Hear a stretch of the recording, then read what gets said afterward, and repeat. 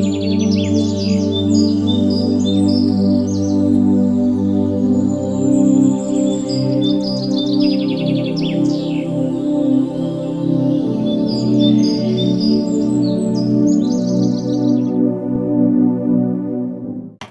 semuanya, kembali lagi di Renjana. Perkenalkan, saya Dea. Dan saya Joshua. Oke, dan di sini kami sudah bersama dengan Ibu Ngisti, teman-teman. Mungkin Ibu boleh perkenalan dulu. Nama saya Misti, saya pengurus di Pondok Pemulihan Sahabat. Oke, salam kenal Ibu Ngisti. Bagaimana Ibu kabarnya hari ini? Baik, Luar biasa, puji Tuhan. Oke, baik Ibu. Jadi kali ini kita mau ngobrol-ngobrol santai aja ya Bu. Mungkin Ibu boleh menceritakan terkait apa sih Pondok Pemulihan Sahabat ini, kemudian apa sih yang melatar belakangi Ibu mendirikan sebuah komunitas ini? Ya, baik. Pada tahun 2014, saya dan Pak Alfred, kami memutuskan untuk membuka satu wadah untuk merawat dan membimbing orang-orang dengan gangguan jiwa, khususnya skizofren. Kenapa kami memilih untuk membangun panti ini dengan nama Pondok Pemulihan Sahabat?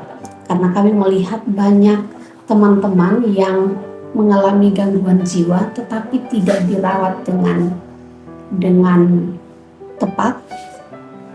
Padahal mereka itu kalau dirawat dan dibimbing dengan baik, itu mereka punya kesempatan untuk kembali lagi berpotensi di dalam masyarakat.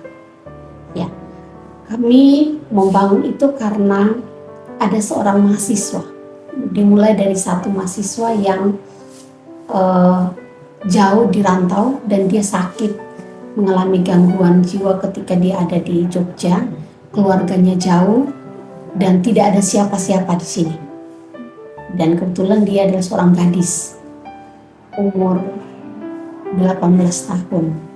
Ya, jadi mau dikembalikan, keluarga bingung, mau ditaruh di mana, keluarga bingung karena tidak punya siapa-siapa. Sedangkan kalau kami mau rawat, kami hanya rumah tangga biasa. Jadi karena kebutuhan itu kemudian kami memutuskan untuk membangun satu wadah untuk membimbing dan merawat anak dengan gangguan jiwa. Ya, seiring dengan satu orang ini kemudian bertambah. Bulan pertama bertambah 5 orang, kemudian bulan kedua sudah 15 orang, hampir setahun itu kami sudah rawat 25 orang. Ya, padahal kami pertama hanya mau merawat satu ini saja, ya, tetapi ternyata banyak sekali kebutuhan untuk teman-teman yang mengalami gangguan jiwa. Kami rawatnya itu kami buat seperti keluarga, seperti sahabat. Ya, jadi visi kami itu adalah mensehatkan ya mereka yang mengalami gangguan jiwa ini dengan cara yang dengan holistik, kemudian dirawat dengan penuh kasih seperti keluarga sendiri. Makanya moto di sini itu adalah seorang sahabat menaruh kasih setiap waktu dan menjadi saudara dalam kesukaran. Amsal 17 ayat 17. Ya, jadi semua yang datang ini adalah sahabat, semua yang datang ini adalah keluarga. Kami menjadi orang tua, mereka menjadi anak-anak. Untuk kami bimbing, untuk kami rawat. Kembali pada masa depan yang Tuhan janjikan bagi mereka. Luar biasa sekali ya Bu. Berarti dari yang awalnya 1 sampai akhirnya sekarang, kalau boleh tahu sekarang sudah berapa? Sekarang, kalau yang sekarang yang di dalam panti saat ini perawat ini ada 67 orang. Oh wow, dari kita keluar masuk. Ya, jadi untuk kalau per hari ini 67 orang. Gitu. laki-laki maupun perempuan. Kalau boleh tahu nih Bu, dari awal merintis hingga saat ini tuh ada nggak kayak tantangan atau kendala-kendala yang dihadapi selama membangun pondok dengan sahabat ini? Banyak sekali. Banyak sekali ya. Menghadapi teman-teman ini dengan berbagai macam budaya, pendidikan, dan mengalami gangguan ini perlu kesabaran, perlu cinta Tuhan, perlu kasih Tuhan yang besar untuk menjaga dan melindungi mereka seperti anak sendiri. Tantangannya ketika mereka lagi sangat frontal, ya. Kemudian yang kedua, kami juga harus membutuhkan staff, orang-orang yang punya hati seperti kami untuk merawat. Itu juga SDM-nya kami sulit untuk mendapatkan itu. Kemudian warga kami dulu itu tidak di sini, kita itu dulu kontraknya di Sidomoyo itu kami tahun pertama kami kontrak satu rumah.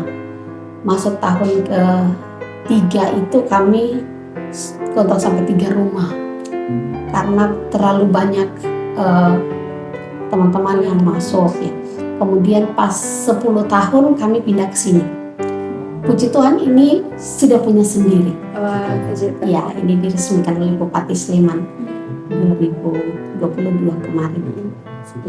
Jadi kita baru pindah ke sini 2 tahun, 3 tahun.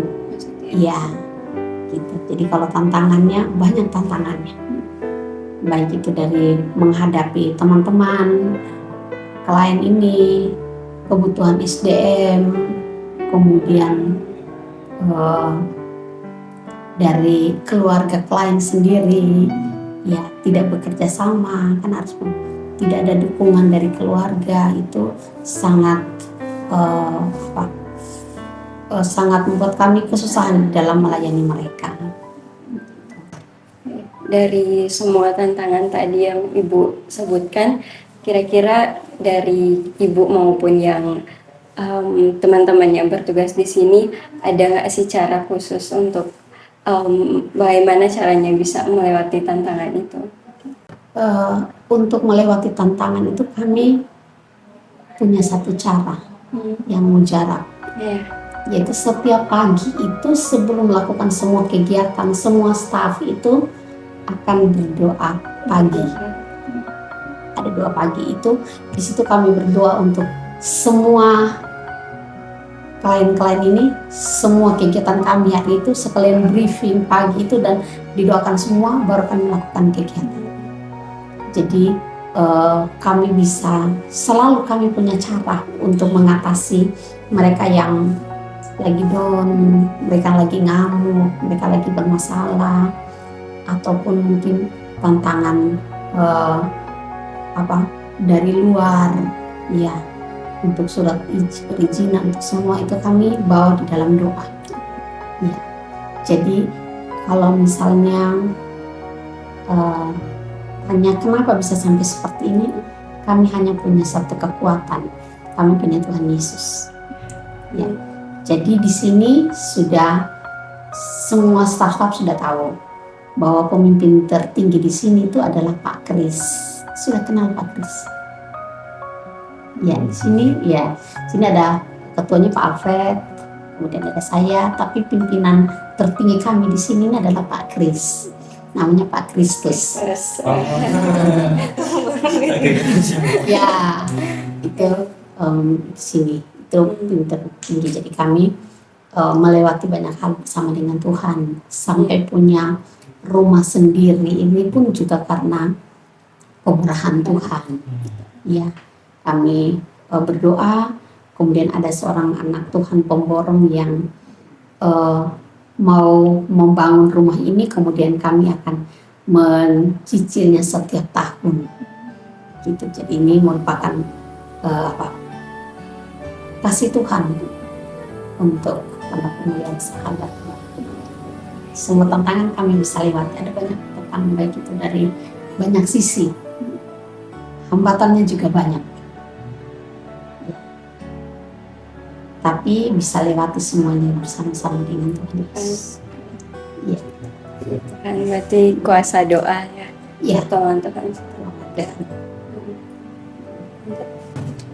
Mungkin kalau selama kayak dari awal tempat ini dibangun hingga detik ini, ada nggak hal-hal yang paling berkesan? Mungkin kayak merasakan kayak kasih Tuhan benar-benar nyata hadir di tempat ini. Ada nggak kayak pesan suatu momen gitu?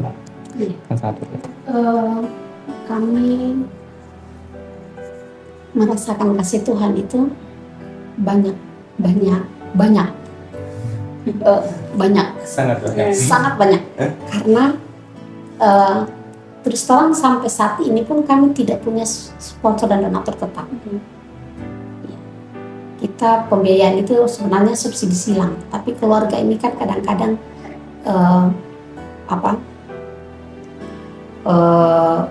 ada yang support, ada yang tidak. Jadi selalu kalau kami membutuhkan pasti ada yang datang beri. Ada aja ya selalu. Iya, selalu ada yang datang beri untuk mereka memenuhi semua kebutuhan mereka. Gitu. Momen yang paling hebat yang Tuhan berikan ya rumah ini. Rumah ini. Ya, rumah indah ini sebenarnya Tuhan berikan bagi kami karena ada anak Tuhan yang memang kami bangun tanah ini juga kami beli, terus kemudian mau bangun pun anak biar saya bangun saja ya, kita ada yang berapa kami kasih, tapi setelah uang kami habis dia bilang saya rasanya nyaman sekali di tempat ini. Tapi kami sudah tidak punya dana lagi, kan kami punya dana hanya yang di depan ini saja. Tapi yang asrama dan belakang itu kan kami bilang nunggu, ya kita tunggu. Tapi dia bilang saya akan bangun. Jadi dia bangun saja terus semua. Selesai itu baru dia bilang kapan aja mau bayar per bulan dicicil, enggak apa-apa sampai kapan enggak apa-apa. Ya, gitu. Jadi ini yang hal nyata ya, kami tinggal di hal yang hebat ini karena Tuhan. Ya. Kalau momen yang lain ketika mereka datang ngamuk-ngamuk, telanjang-telanjang, sangat, kemudian mereka jadi pulih, itu momen yang paling senang karena ada pertolongan Tuhan di sini. Berarti banyak dinamikanya juga ya Ibu selama di pelayanan di komunitas di pondok ini. Ya. Oke. Mungkin yang terakhir ada nggak pesan untuk teman-teman semua yang menonton video ini yang mungkin dari Ibu bisa sampaikan ke teman-teman semua? Pesan kami, orang dengan gangguan jiwa itu bukan satu aib, tapi mereka adalah orang-orang istimewa yang kalau didampingi, kalau dikasihi, dirawat dengan baik, mereka akan kembali stabil dan bisa kembali ke tengah masyarakat. Jadi stop diskriminasi terhadap mereka. Ya. Mungkin itu. Oke, baik, terima kasih Ibu. Mungkin Terakhir lagi, ada nggak kayak harapan buat komunitas ini untuk kedepannya? Ya. Harapan kami ini Pondok Pemulihan Sahabat ini bisa merawat dan membimbing lebih banyak lagi teman-teman yang mengalami gangguan jiwa sehingga mereka bisa pulih, stabil, dan kembali ke tengah masyarakat. baik. Oke, terima kasih banyak Ibu untuk sharingnya yang sangat memberkati ya. Semoga harapannya lewat sharing kita di saat ini bisa memberkati para penonton juga. Dan tadi seperti yang Ibu sampaikan tadi ya di kalimat terakhir, stop diskriminasi untuk teman-teman kita yang mungkin mengalami gangguan jiwa. Oke, mungkin sekian dari kami. Terima kasih banyak Ibu untuk waktu dan kesempatannya. Oke, sampai berjumpa lagi di rencana berikutnya.